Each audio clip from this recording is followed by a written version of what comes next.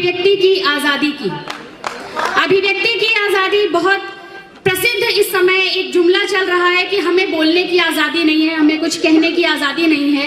इस कविता में भावनाएं मेरी हैं, लेकिन तथ्य सारे के सारे संवैधानिक हैं। संविधान में हमारे क्या लिखा गया है, अभिव्यक्ति की आजादी क्या है, उसको आपके समक्ष प्रस्तुत करना चाहती हूँ।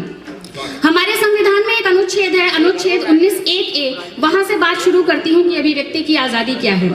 अनुच्छेद 19(1)(a) ने क्या खूब कहर बरपाया है, हर पाखंडी ने इसका फिर लाभ अनंत उठाया है। देशद्रोह की बात करो या हिंदुत्व विरोधी हो, चलन राजद्रोह करने का प्रचलन में आया है। था ये कानून तरकीब मन की उधल पुधल से मुक्ति की, और तुम कहते हो ये है आजादी अभिव्यक्ति की।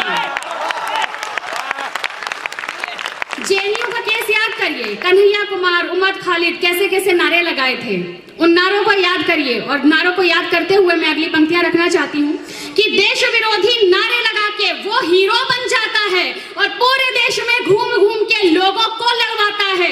पर देश सुरक्षित रखने वाला जो भोजन गुणवत्ता पर बोले तो दूर सुधार है, वो तो अपनी रोजी से भी हाथ है धोले।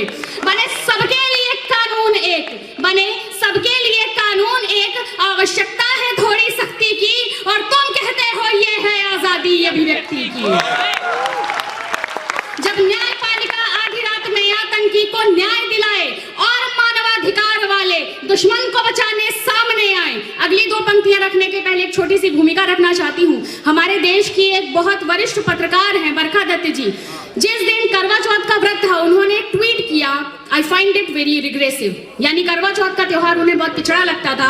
और उसके कुछ ही दिन बाद एक और पवित्र त्योहार पड़ा, रमजान, जिसमें उन्होंने लिखा हैप्पी रमजान की फीस्टिंग एंड फास्टिंग। आप सब प्रबुद्ध वर्ग के लोग हैं, सब पढ़े लिखे हैं। मैं एक बात आप सबसे पूछना चाहूंगी, एक संविधान, एक देश, एक चांद, दो धर्म, दो त्योहार, तो एक पिछड़ा और एक प्रगतिशील कैसे?